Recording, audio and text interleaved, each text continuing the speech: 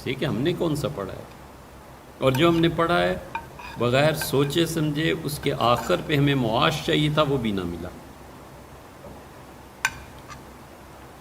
Views چلتی ہیں نا دو طرح کی، ایک ویوز ہوتی ہیں جو فرد کی سطح پہ چلتی ہیں، سارے لڑکے ایم بی اے کر رہے ہیں، چلو یار میں بھی ایم بی اے کروں۔ ٹرینڈ چل پڑا ہے فوج میں جانے کا، چلو یار فوج۔ ہم نے ایک دوست سے پوچھا، میں نے کہا یار یہ آج کل بچوں نے داڑھیاں رکھنی شروع کر دی ہیں، بہت ہے، اس نے کہا فلاں ایکٹر نے رکھی تھی اس لیے۔ تو ہم سمجھ گئے یہ ہوتا ہے، یہ ٹرینڈز یہی ہوتے ہیں۔ اب اسے کچھ نہیں پتا، اس لیے کہ باپ کی جائیداد ہے، پیسہ ہے، اسے کوئی پوچھے کہ حضرت آپ کو ڈاکٹر بننے سے فائدہ کیا ہے، کہتا ہے وہ چھوڑو یار بن جائے۔ یہ جتنے دوسرے تیسرے بلاول وغیرہ سمیت، خود عمران خان آکسفورڈ گئے پڑھنے کے لیے، 3rd کلاس میں ڈگری لی، تیسرے درجے کے اسٹوڈنٹس میں 3rd کلاس ڈگری نا ہم نے دیکھی ہے، ویسے ہی نہیں کہتے، ہم نے دیکھی ہے۔ ایک تباہی کی ویوز اس طرح آتی ہیں جو اپنی صلاحیت پہ، اپنے معاشرتی حالات پہ، ان چیزوں پہ غور کر کے کوئی سٹیپ لے، یہ نہیں ہوتا بس وہ جو دوست چل رہے ہیں چل رہے ہیں۔ ٹرینڈ چل پڑا، نئے نئے موبائل آئے تھے کہ فون انجینئر بنیے،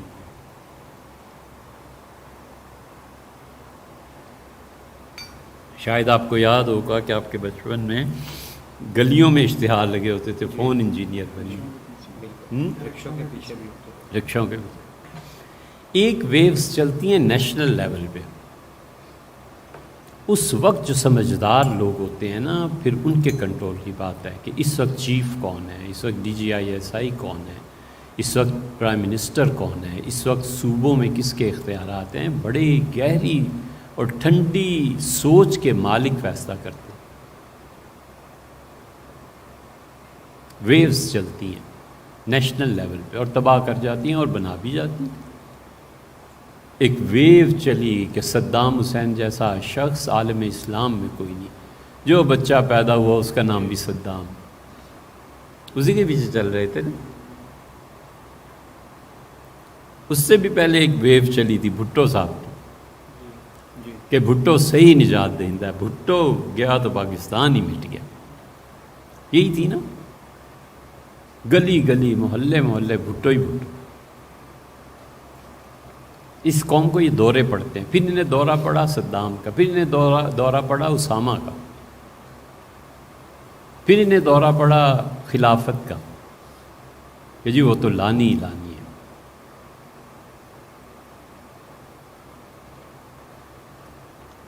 دو چھوٹے چھوٹے قصے سناتا ہوں، آپ آئے ہیں اتنی زحمت کیا۔ قاضی حسین احمد صاحب ایک دن پشاور میں ہی ایک تقریب میں،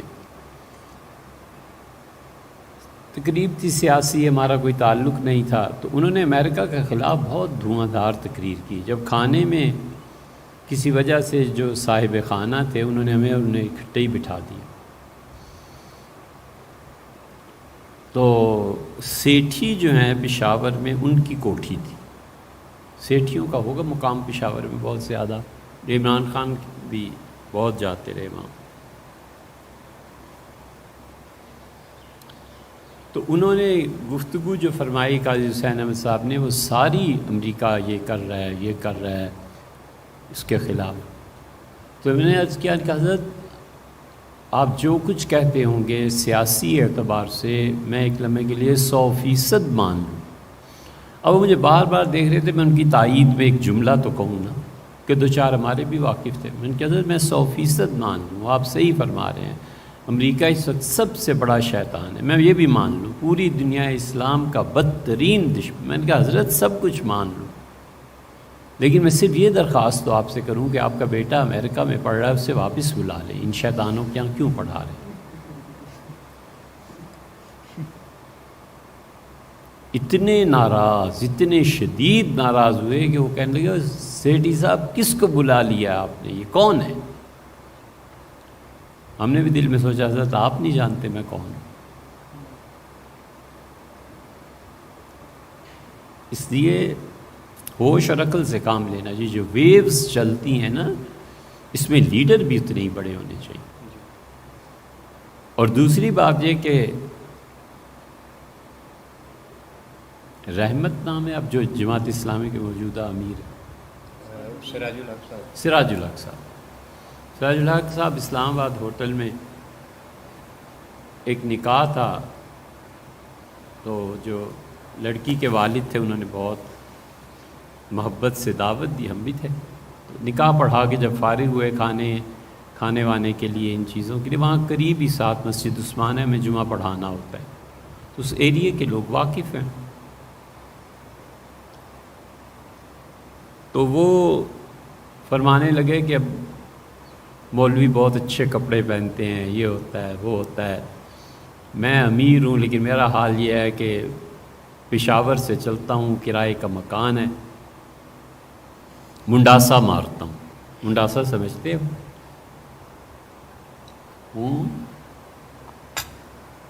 تمہیں اردو بھی نہیں آتی؟ منڈاسا دو طرح کو کہتے ہیں. ایک تو آنکھیں کھلی ہوں اور سارا سر لپیٹ لیا جائے چادر سے، بندے کی پہچان نہ اس کے، خاص طور پہ یہ جو ناک اور یہ اس کو چھپاتا ہے. اور کبھی کبھی منڈاسا یہ دوسرے درجے کی لینگویج ہے، استعمال کرتے ہیں کہ سر کے گرد چادر لپیٹ لی جائے تاکہ سیٹ جو ہے نا بس کی یہ تنگ نہ کرے اور آدمی پھر سو جائے. تو جھٹکے لگتے ہیں نا تو سر پہ نہیں لگتی. ان کا ہم تو منڈاسا مارتے ہیں، پشاور سے صبح 8 بجے پہنچتا ہوں، ناشتہ کرتا ہوں، 9 بجے پھر قیادت، پھر ہماری میٹنگ شروع ہو جاتی ہے. ہم تو سادے بندے ہیں. میں نے کہا حضرت بہت پسند آیا کہ ماشاءاللہ اب تک کرائے کا مکان ہے اور آپ نے کبھی جماعت سے فائدہ. کہنے لگے ہاں نا، پبلک کا پیسہ ہے جی، ہم کیسے فائدہ؟ جی بہت خوش ہوں، لیکن یہ حضرت بتائیں کہ ساری رات نیند نہ کی ہوئی ہو اور آدمی تھکا ہوا ہو، چور ہو، اور صبح جا کر وہ اپنی شورا میں بیٹھ کے پریزیڈنٹ کی حیثیت سے ملکی لیول کے فیصلے کرے، اس کو نیند نہیں تنگ کرتی، اس کی سوچ منتشر نہیں ہوتی، اس کے جسم میں درد نہیں ہوتا، وہ کیوں کون ہوتا ہے؟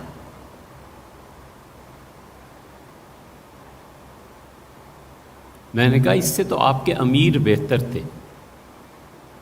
کسی زمانے میں 1970 میں 72 میں بڑا اعتراض ہوا کہ مودودی صاحب جو ہیں وہ سفر کرتے ہیں کراچی کا، بائی ایئر کیوں جاتے ہیں؟ ہم مولوی لوگ جس طرح جاتے ہیں اسی طرح جائیں 3rd کلاس میں. ویسے ہمارا عمومی ذہن یہی ہے کہ مولوی ایسا ہونا چاہیے جو سائیکل سے زیادہ تو کسی چیز پہ سوار ہی نہ ہو، اور سائیکل بھی ایسی اس کا چین بار بار اتر جائے، ٹوٹے اتر جائے، اور پھر وہ کالے ہاتھ رنگ کے گریس لگائے اس چین میں. تو مولوی ایسے ہی ہونا چاہیے. تو مودودی صاحب نے اس صاحب کو جواب مل کے چھپا، انہوں نے کہا خدا کے دشمن جہازوں پر دنیا بھر کے سفر کریں اور اسلام کے خلاف لکھیں، چھپوائیں اور کام کریں، وہ تو آپ کو قابل اعتراض نہیں. اور ایک میں جو اللہ کے دین کی خدمت کرنا چاہتا ہوں، میرے بائی ایئر اسفار پہ آپ کو اعتراض.